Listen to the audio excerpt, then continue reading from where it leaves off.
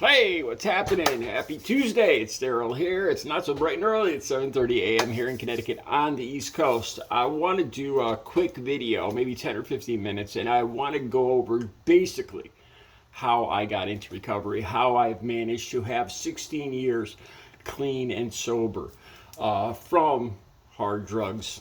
The point of this video is to help other people in recovery. I'm sure there's at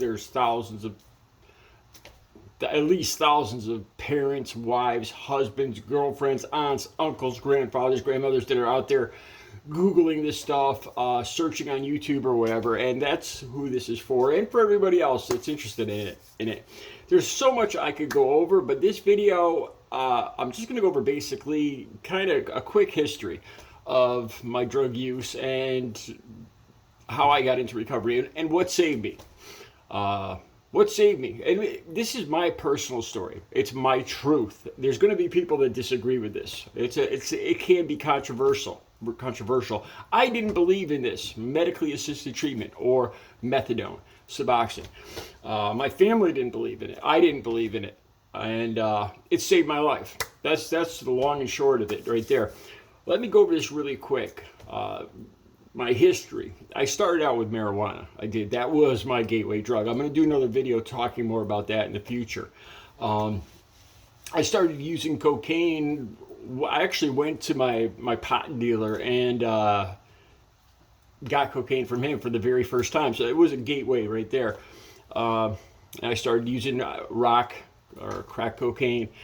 I'll tell you guys this. People that have become addicted. If you use opiates, you will become addicted. That's just the long and short of it right there. You can't deny, like anybody that's been using or uses opioids, any kind of opioids, will admit that they are an addict. It took getting into opioids to finally admit I was an addict. I was using cocaine and crack and all that stuff, and drinking and all day. I got fired. I lost. I was living without heat all through the winter. No TV. I pawned everything. No heat. No phone. No car. And I still wouldn't admit that I needed help. And then, see, once you get addicted to opiates, you're sick every day. You're puking, messing yourself seriously every day. Convulsions. Restless leg syndrome, not being able to sleep. You can no longer deny you're an addict. That's when I realized, and by then it really is too late. You are addicted. One of my heroin dealers is the one that told me about a detox. Now, it was at a hospital here in Connecticut, Bristol Hospital, actually. I didn't quite understand. When I first got into this, I didn't quite understand the difference between a detox and a rehab. Ideally, you go to detox for 3 to 5 days, maybe 7 days, and then you go to a rehab for 90 days, 6 months, a year, whatever, and then you would go into a halfway house. That's the thing there. I was in and out of rehabs 13 times. I would go into a rehab. They treat you with a small amount of methadone usually there, and they step you down over 3 to 5 days, get you eating good, get you going to just basically get you clean and able to function without the drugs for the first 3 to 5 days, 7 days or so. And then it's up to you to make more plan what you're going to do next. I would always just leave it hanging, and I'd go back. I'd go home without making really solid plans, and that's one of the biggest mistakes I made. Eventually, I stayed in the hospital for 30 days, 60 days. Like I said, I went through this 13 times. It got to the point where the doctors, I went to go get admitted, and the doctors were telling me that they weren't going to let me in anymore, because it wasn't working. I would just go in, and it's costing a lot of money to my insurance and everything. And it was, the bottom of the barrel. Like, they weren't going to take me into the hospital anymore for detoxing, and it scared me. The doctors have been you have to have a letter recommending methadone if you're going to get into a methadone program. And, I always heard, I always told myself, why, I'll just get addicted to something else. That's the way I looked at it. My family always heard bad things about it. My sister was doing transportation driving, and she was actually driving. She never touched the stuff, but she was driving addicts. So she had people getting sick in her van and stuff like that, people that weren't trying to get clean. And so she had a bad view of methadone. So I was at the bottom of the barrel finally. And the doctor wrote me a recommendation again for the, I don't know, third, fourth time, but told me, you probably won't be able to get in next time. We're not going to keep taking you in because it's not working. And that scared me. I was reaching, even my family and everybody else, I was reaching the end of my rope. People had given up on me. I was coming up on 40 years old. I had been in and out of these detoxes 13 times. Lost my jobs, lived without heat, all this, and it was just getting worse. It was just getting worse. So I tried going to the clinic, and they start you off at a small dose. You have to go to meetings. You have urines every week, and I kept on.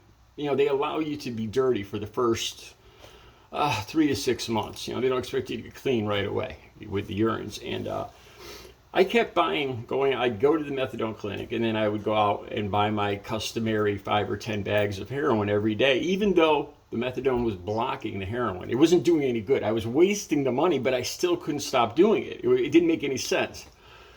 One day, I finally said, this is one day, I was about 3 weeks into the methadone treatment.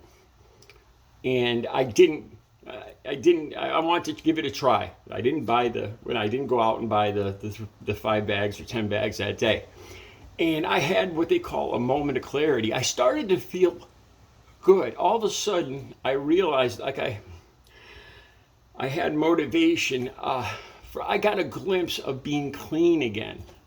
Even though I was still using a little drugs here and there, it's hard to describe, but I got, because up till then, I thought I would never be able to get clean. And there was just this moment of clarity where I was like, oh my God, I could do this, and I could function, and I could have a good life again. And from then on, I got determined. I followed all the rules. That's the thing. So, there's a lot of people, I think the majority of people that go into these methadone programs don't really have the willpower to get clean. They don't want to get clean. They're being forced to go there. After that moment of clarity and hitting the bottom of the barrel, I wanted to get clean. I made a sincere effort.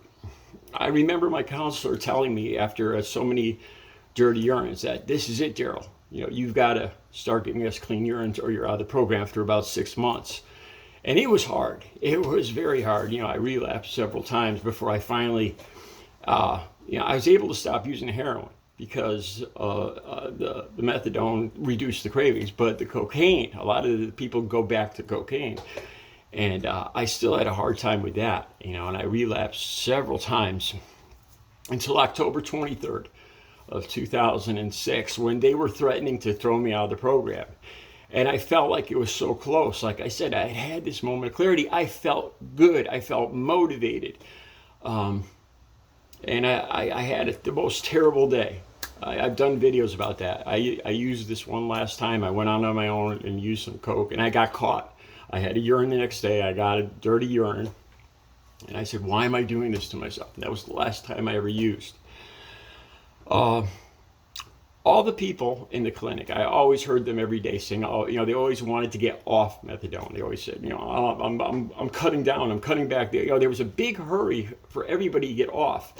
My life was getting better. I didn't see any rush to get off it, so I stayed in this program, and it got me stable. I stayed in it for a couple of years. It got me. I had to go to, while you were in the program, you have to go to at least one NA meeting a week. So I got in the habit of going to NA programs. I got to the point where I was going to a big NA meeting at Waterbury Hospital in Connecticut. And after about 6 months, the people there, the 50 or 60 people at the meeting, elected me to run the meeting. This is one of the proudest moments of my life. So I sat in front of this big group of people, 60, 70 people every week for I think it was for a term of about 18 weeks or 3 months. And I ran that group. That was a big step for me. And this was all due to the methadone program. If and when you decide to get off it, the only thing I can recommend is you take it very slow. Step it down, tapering, and do it with their help, with the help of a doctor in the methadone clinic, so they can monitor you. With the help of a counselor or psychologist. So you have a tendency to, everybody I think has a tendency to lie to themselves and fall back into the addiction. One of the biggest things that got me clean, you have to strip yourself down and change everything about your life. It's not easy. I had to get rid of all my friends. Anybody I associated with had to be gone. I changed my phone number. All the girls that I ever dated, I never talked to again. I didn't listen to the same music. I stopped, because it reminded me. It was like a trigger. I dressed different. I changed the music. You had to change everything about you had to strip yourself down of everything you used to do every day and rebuild it up. And that's where these NA meetings came in handy, because you start to associate. You have to associate with new people. With me, all the people that didn't use no longer wanted me in their lives. And all the people, and I couldn't associate with all the people in my life that I used to use with. So you're left with a very empty world, and that's hard for a lot of people. It causes a lot of relapses. Also, I had my sexual life and my addiction were intertwined, and it took a long time. I didn't date for 7 years. 7 years. I made sure I would never look at any pictures that would get me.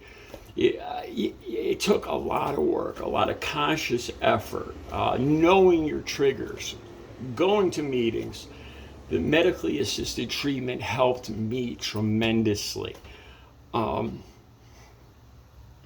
me, it got to the point where I just looked at it like medication, like Lipitor, like anything else anybody takes prescribed. I took it as prescribed, and it worked. It worked for me. I was motivated. It didn't make me, as long as you take it as recommended, as prescribed, I was completely functional.